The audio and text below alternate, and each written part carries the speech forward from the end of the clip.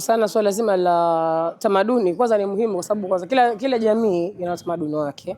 Na sisi Zanzibar vile vile kama ilivyo mataifa mengine duniani, basi pia tuna utamaduni wetu. Na miongoni mwa tamaduni zetu moja wapo basi ni hii ambayo inakuwa inaadhimishwa katika mkoa wa Kusini Unguja, Makunduchi ambao ni mwaka Kogwa. Ni utamaduni muhimu sana. Ni muhimu kwa sababu unaendelea kutunza mila zetu, silka za Kizanzibari zile ambazo wenzetu wa Makunduchi wamekuwa wakizidumisha siku zote, lakini pia imekuwa ni kiunganishi ambacho kinaunganisha watu, kwa sababu ambao wanahudhuria si watu kutoka Makunduchi peke yake, wanakuja watu kutoka mataifa mbalimbali. Maana leo pale niseme kwa mfano kulikuwa kuna wageni wengi, kulikuwa kuna wazungu, Waarabu na wengineo ambao wametokea nje ya Tanzania, nje ya Afrika, yani nje yani mabara ya Ulaya wamekuweko. Kwa hiyo ni jambo moja zuri sana ambalo tunapaswa kuendelea kulidumisha, kuliendeleza na kulirithisha kwa vizazi vyetu. Kwa sababu pia imekuwa ni sehemu moja hapo ya historia. Na toka miaka hiyo, maana toka sisi tunasoma, kwa tunajua kuna mwaka Kogwa. Wakati ule wadogo tulikuwa hatuwezi kuja, lakini kadri tunavyokuwa tunakuwa basi kwa sisi tunakuja kwa namna moja au nyingine. Lakini mwaka huu tumekuja wazima wanasema. Sababu tumekuja katika ile maeneo yote muhimu unapata kwenda kuyaona. Mara nyingi tunapokuja tunaona tu yale watu wanapigana makwaju yale basi. Lakini mwaka huu tumeona kila eneo. Na kwa kweli kila eneo maana linadumisha tamaduni zilizoko pale. Kwa mfano unakwenda pale kwenye kile kibanda, kufika pale ni kuomba dua. Dua inaomba ile utamaduni wetu ambao tunaomba dua kwa kutumia chetezo, moto, udi, uvumba, vyote vipo. Kwa hiyo tunaendelea kudumisha tamaduni zetu na maana yake tunaiambia dunia kwamba sisi miongoni mwa tamaduni zetu kwamba lazima tumtangulize Mwenyezi Mungu mbele. Kwa tunamuomba Mwenyezi Mungu kwamba tukubalie na kile ambalo tunalifanya.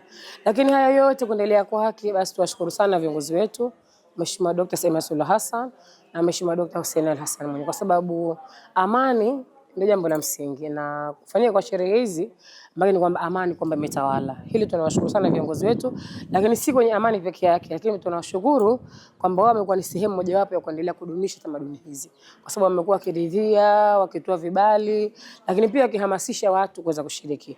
Tumeshashuhudia marais wetu hawa tayari washakuwa wageni rasmi kwenye mwaka Kogwa kama huu. Kwa hiyo ni kusema kwamba viongozi wetu wanalipokea vizuri na wanaendelea kudumisha tamaduni za Kizanzibari ili kuona zinaendelea kudumu, za Tanzania, lakini hata zile za Afrika kwamba bado tunaendelea kudumisha. Kwa hiyo sisi wa Afrika tuna mila zetu, tusige za wenzetu. Wanasema mkata asili ni mtumwa, kwa na sisi tuendelee kudumisha cha kwetu, tudumishe vya kwetu, tuvitunze, lakini katika maeneo mbalimbali ya Zanzibar, ya Tanzania na kwingineko kuna maeneo na mambo ya kiasili. Ni vizuri kwa tunaendeleza. Tunapoendeleza maki tunawarithisha watoto wetu na wajukuu zetu nao waweze kuendeleza. Kwa sababu mwaka Kogwa kwa mfano, sijui umeanza mwaka gani, si ile historia yake kidogo imenipita mwaka gani ile imeanza. Lakini na mimi wale ambao walikuwa wanaanza, maki Mwenyezi Mungu ameshawahitaji. Lakini ambao wanaendeleza leo manaki ni watoto wao na wajukuu zao. Lakini hata na vile vitukuu ambavyo vinashiriki vinakwenda mbio nenda rudi, basi nao ni sehemu tayari wanakuwa na rithi. Kwa hiyo ni jambo zuri.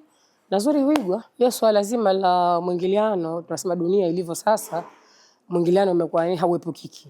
Kwa sababu ni miongoni mwa maendeleo ya kiuchumi, ya kijamii, ya kisiasa, diplomasia tunaona, na ndio maana kwa nchi yetu kwa mfano tuna sheria za uwekezaji, tuna sera za uwekezaji, tuna mambo mengi. Yote haya makini katika kuonesha kwamba ile mwingiliano baina ya watu na watu. Na hii yani kokote duniani, maana tamaduni zote lazima zitaingiliwa tu. Lakini je, sisi ambao tunapokea wageni kwa mfano, tunapokeaje tamaduni zao na kuzingiza kwetu? Zuri lote huwa linaigwa. Na ndio maana hata hizo tamaduni tulizonazo sisi kwa mfano sisi tunavyovaa, tunasema kwamba inawezekana kutokana labda na yule utawala wa Kiarabu ambao ulikuja Zanzibar, umeleta athari yake. Lakini kizuri kwa tunaendelea kukiiga na kuna mambo mengi mazuri tunajua kwa wenzetu na sisi tunaiga, hata na wenzetu wengine wanaiga vya kwetu. Kwa hiyo kwetu sisi sasa kweli tuna utalii kwa asilimia kubwa, tuna mambo mbalimbali, tunashirikiana na wageni mbalimbali, na sisi tusio sehemu moja hapo ya kuathiriwa na tamaduni za kigeni. Labda kama kuna utamaduni mzuri wa kuiga, hakuna ubaya wote.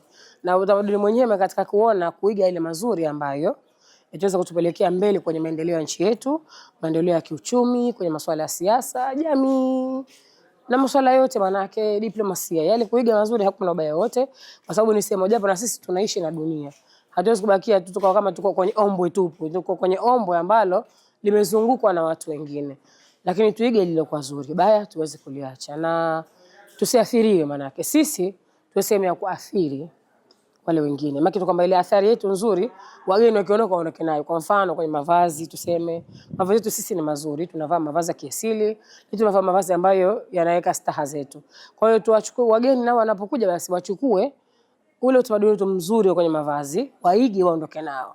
Lakini sio kutoka mwana mgeni kavaa hapa kimini sijui ndo kidude gani sichokijua mimi, eti na sisi tukana utamaduni mzuri, hapana. Kwa hiyo tusiwe wepesi wa kuigaiga, lakini tuwe wepesi wa kujifunza na kuona wenzetu wanafanya nini na sisi tuishi vipi. Sanaa ni ajira. Kama ilivyo michezo ni ajira, na ni ajira kwa sababu serikali yetu imetoa fursa kwa kuona katika makundi mbalimbali. Kwanza yanapata sehemu mojawapo yanawawezesha kwa kupatia mikopo.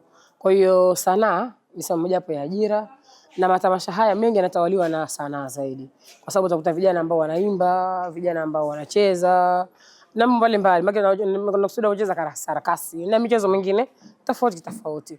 Kwa hiyo ni ajira pekee yake. Kwa hiyo niwaombe sana vijana kwamba tutumie fursa hizi wanasema sio, yani hii sio changamoto, lakini tutumie fursa ili ziweze kutusaidia kwenye kipato. Na hizi fursa zilizokuwa hapa, kwa mfano leo tu katika maeneo yote nililokwenda tumefanya biashara wengi kike wa kiume wanauza bidhaa mbalimbali, mpaka kuna pala tumekuta kunauza mpaka jezi za mpira. Wenzangu futana kwanza, mheshimiwa vipi na mpira huko leo kuna mpira? Naambia ni sehemu moja hapo, pia ni michezo, ni sanaa, ni burudani, ni utamaduni. Kwa hiyo ni kuonesha kwamba biashara maana yake imekuwa ni sehemu moja hapo kusaidia watu katika matamasha kama haya kuweza kuongeza kipato chao. Kwa hiyo niwaombe sana wale wajasiriamali, wawe wakubwa, wadogo, wakati, tusitumie vizuri fursa hizi, hasa na hizi kwa mfano tuna siku 4 hapa za sikukuu hizi, tusitumie kwa ajili ya kuongeza kipato. Lakini hata wenye biashara za kula za wageni kwa mfano, basi ni fursa.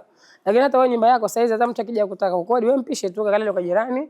Ndio maisha yenyewe yanavyokwenda, ndio biashara zenyewe. Kwa hiyo ni fursa nzuri sana. Kwa jina naitwa Antonia Sangalali, ni mwenyekiti wa machifu kutoka mkoa wa Simiyu. Furahi sana kuja kwa nimeenjoy. Kwa kweli ni jambo la kihistoria, jambo kubwa sana. Tumeona watu walivyojaa, watu wengi, wengine wakitoka nchi za nje kuja kushuhudia michezo hiyo. Kwa hiyo tumejifunza kitu. Kama unaweza kuwa na ngoma pia wakaja watu kutoka nje na wakaja kuona shughuli zinazozifanya. Kwa mfano michezo kama hii inaitangaza Unguja sana kwa bara lote la Afrika na hata kwa dunia. Kwa hiyo hiki kitu naomba kiendelee na wazee warithishe vijana ili kisije kikaishia walipo wazee tu. Hii iwe kitu endelevu kwa historia yote na ijayo. Nimejifunza kuna ubunifu ndani yake.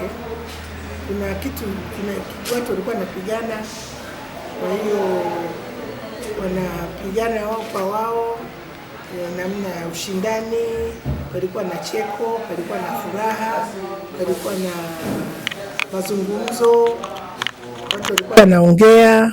Kwa hiyo ni ngoma inayoshirikisha watu na inatengeneza mahusiano. Nilichojifunza mimi, ina maridhiano pia ndani yake.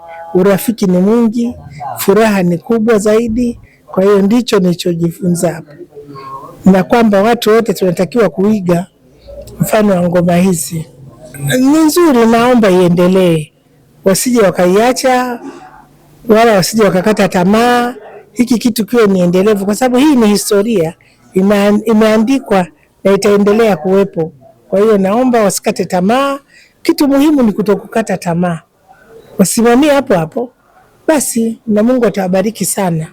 Sasa kila kitu ni nia, hapo pana nia kubwa sana. Hii ni Chum TV, usisahau kusubscribe, kulike, kucomment na kushare. Pia unaweza kutufollow kupitia WhatsApp Chum TV.